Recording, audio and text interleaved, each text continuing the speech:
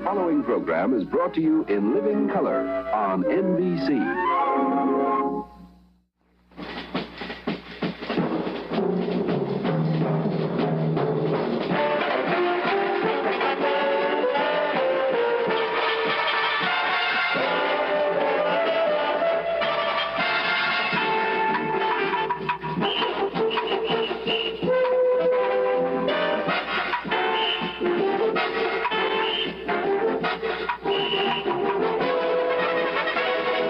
From Chicago, Illinois, NBC News reports the Democratic National Convention.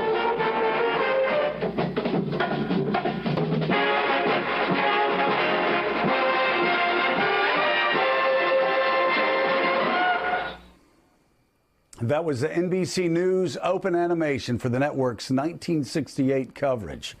The anger and division we see in the country today may seem unprecedented, but boy, we've seen it before. 50 years ago, America seemed to be coming apart at the seams. Party against party, generation against generation, tribe against tribe. It was 1968, a violent year culminating in a violent Democratic convention the city of Chicago hosted 50 years ago this week. Tom Brokaw, you were there, and you give us this look back at America's Great Divide and its terrible consequences.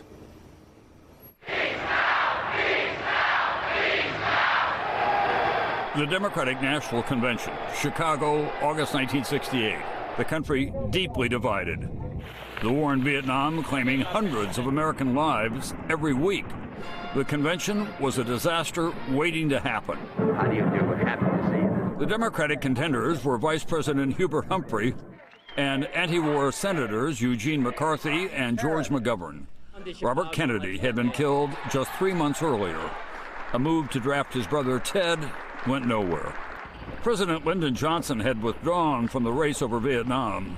He retreated to his Texas ranch and marked his 60th birthday, on the phone constantly, trying to manipulate the convention on behalf of Hubert Humphrey, watching as his party tore itself apart. Unless we stop killing and slaughtering these boys in Vietnam, the American people will not support any administration in power that continues it. Thousands of young anti-war demonstrators descended on Chicago. They hated the war and the establishment that promoted it. Many flew Viet Cong flags. They threw rocks and bottles at police, calling them pigs.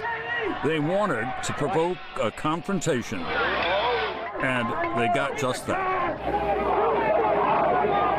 Chicago police were under the iron control of Mayor Richard J. Daley. There was trouble inside the convention as well. On day 2, a Vietnam peace initiative failed to pass. Angry delegates demonstrated.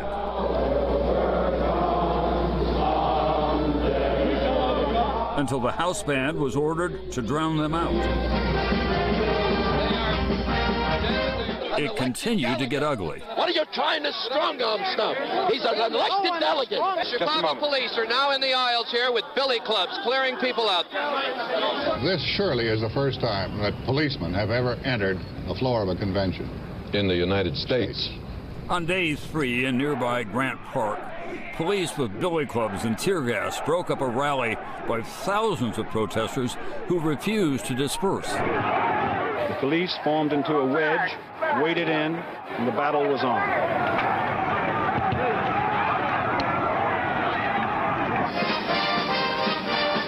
That night, as the convention nominated Hubert Humphrey, police moved on demonstrators trying to march to the convention hall, and all hell broke loose. America's fault line opened up violently right on Michigan Avenue.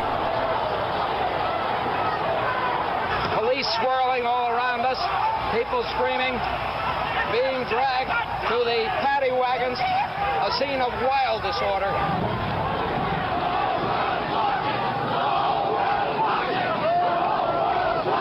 The whole world was watching, appalled at both sides.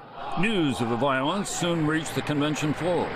Connecticut Governor Abraham Ribicoff, a McGovern supporter, took aim at Mayor Richard Daley. And with George McGovern as President of the United States, we wouldn't have to have Gestapo tactics in the streets of Chicago. Mr. Daley is not pleased with Senator Ribicoff. How hard it is to accept the truth. Pretty gutsy, Abe. Daley fiercely defended his police department and famously misspoke in the process. Gentlemen, get the thing straight once and for all. The policeman isn't there to create disorder. The policeman is there to preserve disorder.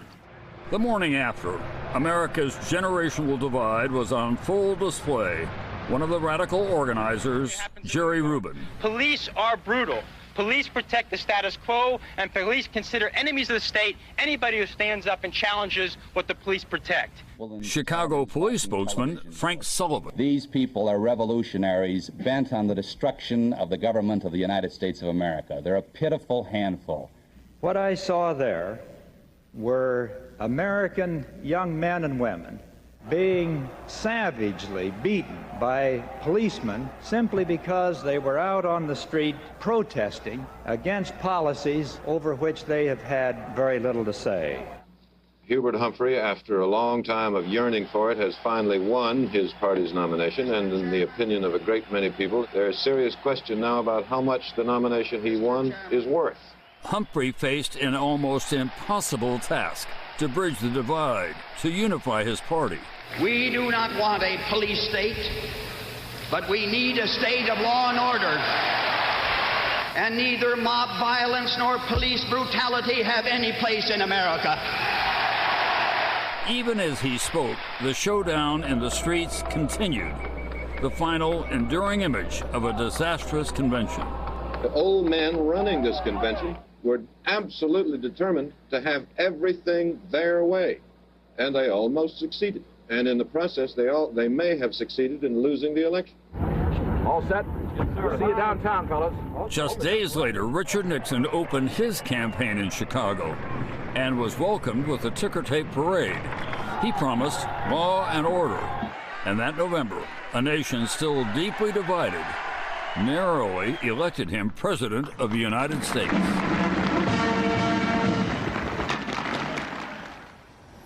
And our special thanks to NBC News senior producer Andy Franklin and editor Bob Kaplan for that piece. And Tom, my God, going into the convention, it's hard for people to imagine today. You had the Tet Offensive in January. You had McCarthy shocking LBJ in February. In March, of course, LBJ getting out. April, Martin Luther King assassinated. June, Bobby assassinated. It seemed like the country was coming apart at the seams, didn't it? Well, not just the country, but the world. I remember I was a young reporter, 28 years old, and in August of that year, Russia invaded Czechoslovakia. And there were 15,000 people who died in Vietnam that year, including one of my very closest friends. I went home from this convention to South Dakota. My father, my parents were real dirt road Democrats. My dad was in a rage about what he had witnessed against the demonstrators. He hated the war in Vietnam. My brother was a Marine serving there at the time. But he saw the disillusion of the American spirit about how we come together peacefully to solve problems. The fact is that a lot of these demonstrators were very peaceful. They came here for the right reason. Jerry Rubin and Tom Hayden and the others knew what they were doing. They wanted to provoke the police. They did that successfully because that was their political objective. And so the party went home from here in tatters, really. And Hubert Humphrey came as close as he did, in part because he came out against the war in the closing days. My friend Jeff Greenfield, who's still with you, made a very astute observation. He said, you know, you have to remember, I'm sure that a lot of those cops had sons who were serving in Vietnam. They came out of that culture, and a lot of them had served in World War II. Nonetheless, it was a brutal, brutal reaction to what was going on, and for the people who were the radicals in the peace movement, they got what they wanted. They tried to cleave the country, and they did just that. Well, and Jeff Greenfield, Tom talked about his family who were dirt road Democrats. Certainly, my mom's family, also dirt road Democrats. My grandmom always had a picture of FDR hanging up in her kitchen because they were in Dalton, Georgia, and Rome, Georgia, in the great depths of the Great Depression. And they always thanked FDR for helping them survive. But between 1968 and 1972, they left that Democratic Party in large part because of the images that we showed right there. Yeah, I think that convention, and particularly the images which were endlessly rebroadcast, were vivid demonstrations of that generational and cultural chasm, not even a gap. What I find so interesting when we talk about the echoes of it is that what that did to the Democratic Party and to the political process is literally still with us. The effort to try to bring more people into the nominating process, because back in '68, most of those delegations were held by the party leaders. Just Saturday, 2 days ago, the Democratic National Committee once again created rules to try to minimize the roles of the insiders and maximize the roles of ordinary people. That fight, half a century on, has characterized what's happened to the Democratic Party and to some extent the Republicans ever since. And it was because of the feeling engendered at that convention that the process was closed. There are people who will tell you that it had negative impacts, that it destroyed the nature of what a party is, that it helped outsiders like a Donald Trump take over a party. But we are still living with the consequences of what Tom reported so well just a few minutes ago. And that's 50 years on. And Dan Rather, one of the most stunning moments of the '68 convention, inside at least, was when the police came in and started roughing up reporters. And actually, you famously infamously got punched, and it didn't look like an image that we were used to seeing in America. Well, I have 2 points. One, historians will be talking about this convention 50 or 100 years from now. There's never been any convention anywhere near it in terms of the way it convulsed the country. That many Americans, those of us who were working in Chicago, both inside the hall, outside in what was called the Battle of Michigan Avenue, in the Grant Park, everybody was saying to themselves, what's happened to our country? We're better than this, but what's happened to the country? And of course, around the world, because it is true that the whole world was watching due to television coverage, there was this sense of what's happened to the United States of America. So the psychological impact of this, as Haynes Johnson and others have written, the psychological impact of it and its effect on American politics, not just on the Democratic Party, but on the Republican Party as well, and on the whole body politic of America. But for those who are saying themselves today, and I find myself among them sometimes, that we've never been as divided as this, then go back and start in 1968, because there'd been race riots in the streets, the Tet Offensive in January, as you pointed out, Lyndon Johnson removing himself from possibility of re-election in March, Dr. Martin Luther King assassinated in April, Bobby Kennedy assassinated in June, the Russians moved into Czechoslovakia, great force. I mean, a lot of things came together in that steamy pit. And by the way, the scene both outside and inside the hall was something from a bad American movie. They had steel fences around the amphitheater, barbed wire. The smell of the stockyards was everywhere. Many of the elevators didn't work. Telephones were not very dependable. And the taxi drivers were on strike. You put all of that together in this cauldron of the Democratic Convention of 1968, and you can see why that at that point the country was in the situation of, as the poet said, things were in the saddle the center could not hold, and it did not hold, and in many ways it hasn't held to this point. Joe, that convention that year, 1968, Chicago was certainly part of it, was a true fault line, a fracturing of American culture and certainly of American politics that continues on today. And Michael Beschloss, part of the background for what happened in 1968, and specifically what happened in Chicago, because I am a flat-out eternal optimist, I say this, that for those of you out there today, and Michael, you can give me your opinion on my thought when I finish here, for those of you out there today who think that this country is in dire straits and up against it and we might not survive, I would ask you to consider just a single week in Chicago 50 years ago, when Dan and I and Tom were getting gassed and running away from a police riot. Over 200 young men were killed in Vietnam. In 1968, the total of death killed, KIA, in Vietnam was over 16,000. So pump the brakes on your desperation about 2018 and reflect on the fact that we survived and even prospered after 1968. Yeah, you're right, Mike. And, you know, you have to believe if you're a historian or a close student of history, American history, you've got to be an optimist, because you look over 200 years, our system does change to respond to these things.